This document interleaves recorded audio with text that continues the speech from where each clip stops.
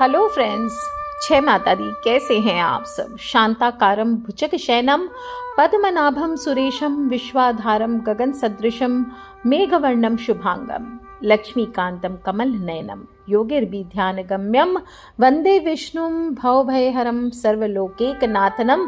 बोलिए श्री हरि विष्णु भगवान की जय। अश्विन माह के शुक्ल पक्ष की एकादशी पाप अंकुशा एकादशी, जिसे हम कहते हैं, मनोवांछित फलों की प्राप्ति के लिए इस दिन भगवान विष्णु के पद्मनाभ स्वरूप का पूजन कर व्रत को किया जाता है। चातुर्मास में श्री हरि क्षीर सागर में शयन करते हैं और भगवान विष्णु के इसी विश्राम अवस्था को पद्मनाभ कहा जाता है। यहाँ पद्म का अर्थ कमल, अतः सृष्टि के रचयिता ब्रह्मा ने विष्णु भगवान के नाभि कमल से पैदा होकर सृष्टि की रचना और विस्तार किया था। इसी कारण कमल को संपूर्ण संसार का जनक मानते हैं और भगवान विष्णु को पद्मनाभ नाम से जाना जाता है। और इस दिन एकादशी पर इस प्रकार इनका पूजन कर व्रत करने से, पाप अंकुशा एकादशी का पालन करने से 1000 अश्वमेघ यज्ञ और 100 सूर्य यज्ञ के समान फलों की प्राप्ति होती है। पाप रूपी हाथी को इस व्रत के पुण्य रूपी अंकुश से बेधने के कारण ही इसका नाम पाप अंकुशा एकादशी है। और श्री कृष्ण भगवान ने पद्म पुराण हो, ब्रह्म वैवर्त पुराण हो, सभी में इस एकादशी के पुण्यों का वर्णन किया है। श्री कृष्ण भगवान के अनुसार पाप अंकुशा स्वर्ग, मोक्ष, आरोग्यता, सुंदर जीवन साथी, अन्न धन देने वाली है तथा यह गंगा, गया, काशी, कुरुक्षेत्र और पुष्कर के समान पुण्यवान है। इस एकादशी का व्रत और पूजन करने से सहज ही मनुष्य को विष्णु पद प्राप्त होता है।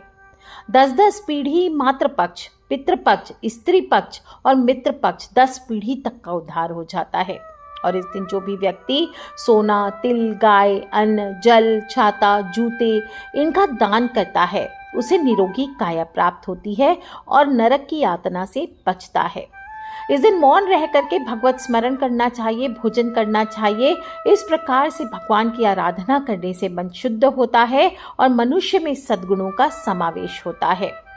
अर्जुन कहते हैं, हे जगदीश्वर, मैंने अश्विन माह के कृष्ण पक्ष की एकादशी यानी इंदिरा एकादशी का सविस्तार वर्णन सुना। अब आप कृपा करके मुझे अश्विन माह के शुक्ल पक्ष की एकादशी के विषय में बतलाइए। इस एकादशी का नाम क्या है? इसके व्रत का विधान क्या है? क्या फलों की प्राप्ति होती है? तब भगवान श्री हरि कृष्ण कहते हैं, हे कुंती नंदन, अश्विन माह के शुक्ल पक्ष की एकादशी का नाम पाप अंकुशा एकादशी है और इसके व्रत करने से सभी प्रकार के पाप नष्ट होते हैं। अक्षय पुण्य का वह मानव भागी हो जाता है। अश्विन माह के शुक्ल पक्ष की एकादशी के दिन इच्छित फल की प्राप्ति के लिए भगवान विष्णु के पद्मनाभ स्वरूप का पूजन करना चाहिए। इससे स्वर्ग लोक की प्राप्ति होती है। हे अर्जुन, जो मनुष्य कठिन तपस्याओं के द्वारा फल की प्राप्ति करते हैं वह फल इस एकादशी के दिन क्षीर सागर में शेष नाग पर शयन करने वाले भगवान विष्णु को मात्र नमस्कार करने तक से मिल जाता है। यम के दंड नहीं भोगने पड़ते।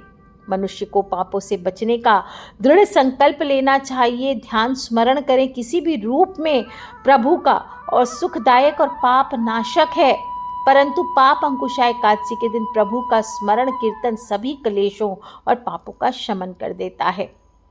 प्राचीन समय में विंध्य पर्वत पर क्रोधन नाम का एक बहेलिया रहता था जो बड़ा क्रूर था। उसका सारा जीवन हिंसा, लूटपाट, मद्यपान, गलत संगति आदि कर्मों में बीता। लेकिन जब अंतिम समय आया तब यमराज के दूत बहेलिये को लेने आए और यमदूत ने बहेलिये से कहा कि कल तुम्हारे जीवन का अंतिम दिन है, हम कल तुम्हें लेने आएंगे। ये बात सुनकर बहेलिया बहुत भयभीत हो गया और महर्षि अंगिरा के आश्रम पहुंचा। महर्षि अंगिरा के चरणों में गिरकर प्रार्थना करने लगा, हे ऋषिवर, मैंने जीवन भर पाप कर्म किए हैं, कृपा करके मुझे कोई ऐसा उपाय बतलाइए जिससे मेरे सारे पाप मिट जाएं, मोक्ष की प्राप्ति हो जाए।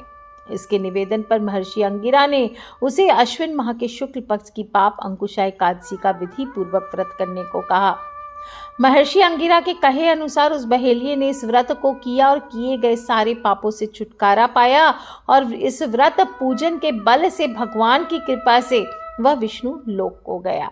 जब यमराज के यमदूत ने इस चमत्कार को देखा तो वह बहेलिया को बिना लिए ही यमलोक वापस लौट आया।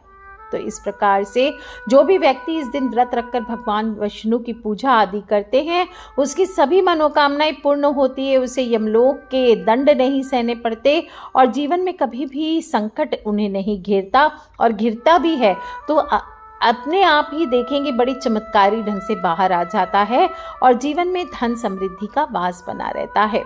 तो बोलिए श्री हरि विष्णु भगवान की जय। दोस्तों, इस व्रत के 26 फायदे होते हैं।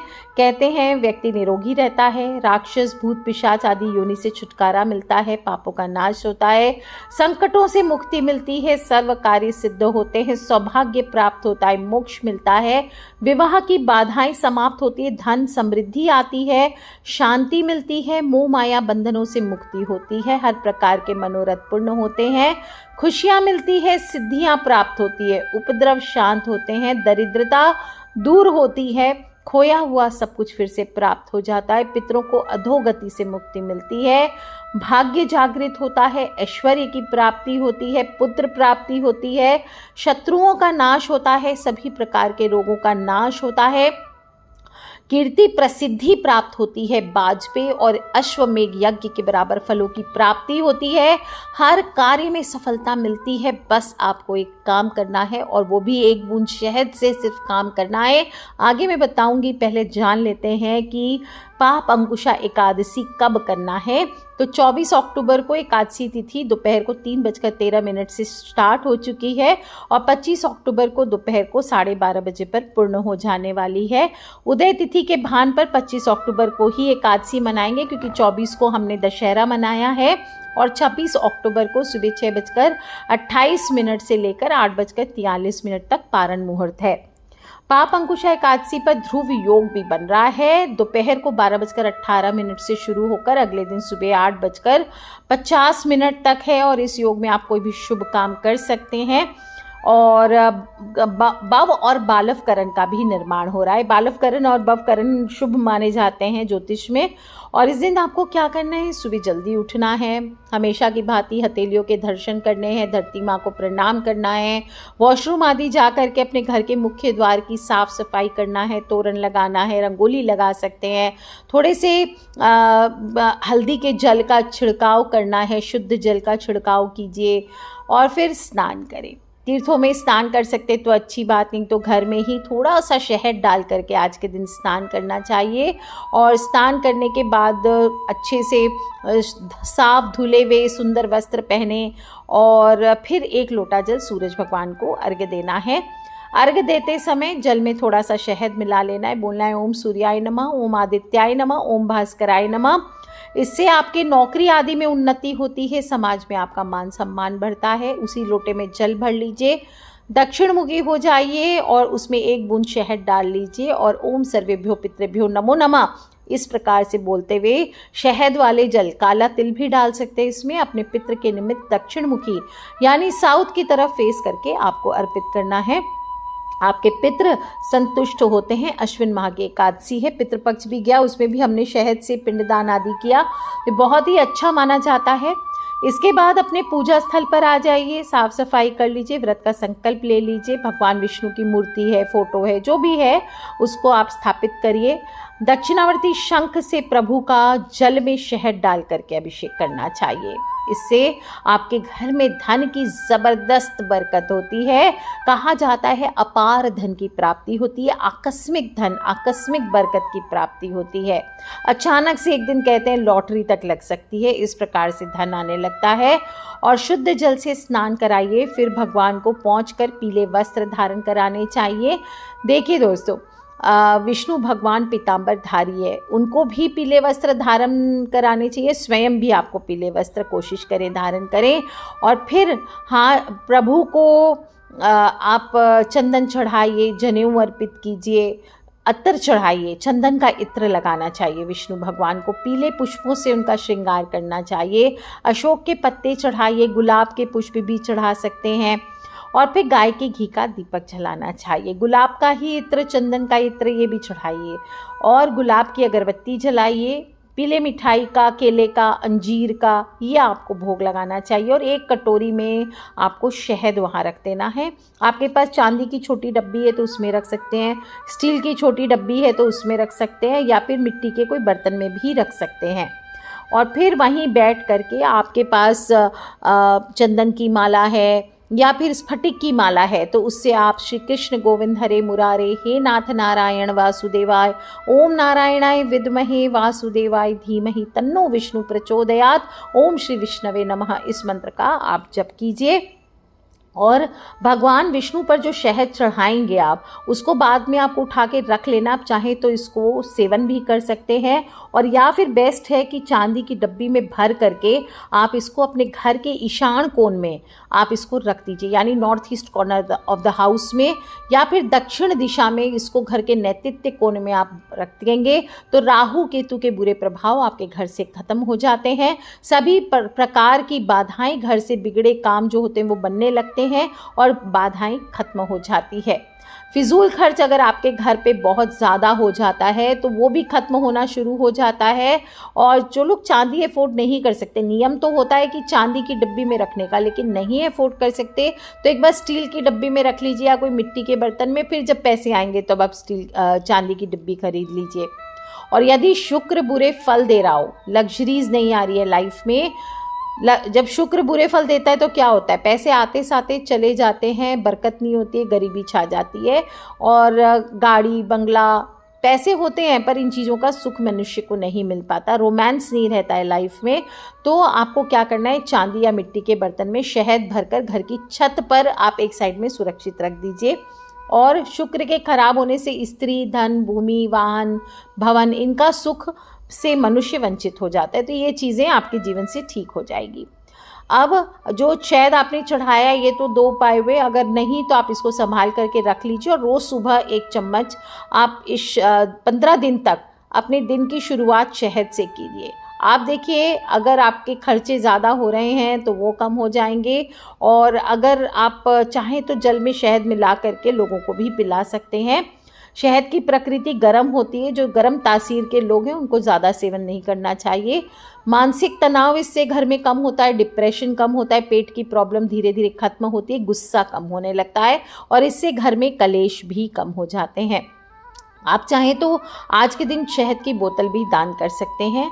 और जो लोग भी पत्नियों से दूर होते जा रहे हैं, पति बात नहीं मानते हैं, आपकी परेशान रहते हैं आप, तो आज एक भोजपत्र पर या एक कागज़ पर आप शहद से आप ओम नमः अधिपुरुषाय अमुकम कुरु कुरु स्वाहा को ये लिख करके, ओम नमः अधिपुरुषाय अमुकम कुरु कुरु स्वाहा, अमुकम में आप अपने पति का नाम लिखिए। और कैसे लिखना है, अपने ब्लड से वैसे तो लिखा जाता है पर मैं आपको ये नहीं बोलूँगी, आप शहद से ही नाम लिखिए, और या फिर कोई भी रेड पेन से लिख लीजिए और उसे शहद में डुबो करके आप रख दीजिए इस पर्ची को। आप देखिए पति हमेशा आपकी बात मानेंगे। दोस्तों बहुत ही चमत्कारी प्रयोग है। और पति या फिर आप कभी कभी ये उपाय जीवन साथी या किसी को बहुत सालों से प्रेम करते हैं लेकिन वो आपसे दूर हो गए हैं, और तो आप ये उपाय उनके लिए भी कर सकते हैं। पाप अंकुशा एकादशी का व्रत रखना चाहिए, पर ध्यान रखना चाहिए कि आप इस दिन दान भी अवश्य करें। और जो भोजन आदि करेंगे उसमें चावल हुआ, जौ हुआ, नमक हुआ, अनाज हुआ, इनका सेवन आज के दिन नहीं करना चाहिए। कोशिश करें फलाहार करें, और नहीं तो कम से कम एक समय आप सात्विक भोजन करें, बिना प्याज लहसुन का भोजन करना चाहिए। जो लोग भी व्रत करेंगे उन्हें द्वादशी तिथि को पारण अवश्य करना चाहिए। पारण मतलब सुबह ब्राह्मण को अन्न दान, थोड़ी दक्षिणा दे करके ही आपको व्रत खोलना चाहिए। दोस्तों जो इत्र आपने भगवान विष्णु पर चढ़ाया था उसका इस्तेमाल आप नाभि में रोज लगा करके कीजिए, ये भी बहुत चमत्कारी होता है। इस प्रकार से छोटे छोटे उपाय करते हुए आप एकादशी का व्रत कीजिए। शहद से उपाय ज़रूर कीजिए। शहद शहद मतलब हनी, और हनी अपने आप में बहुत ही चमत्कारी होता है। खाने में तो होता ही है शरीर के लिए हनी, लेकिन उतना ही तंत्र शास्त्र में भी बहुत बहुत स्पेशल माना गया है। तो एक बार ज़रूर कीजिए और अपने फ्रेंड्स, फैमिली, मम्मी पापा, भाई बहन, बच्चे सभी लोगों से इसे शेयर करना बिल्कुल ना भूलें। आज के लिए इतना ही दोस्तों। Take care friends, love you all. जय माता दी। बम भोलेनाथ की जयकारा। शेरा वाली दा बोल। सांचे दरबार की जय। विष्णु भगवान की जय।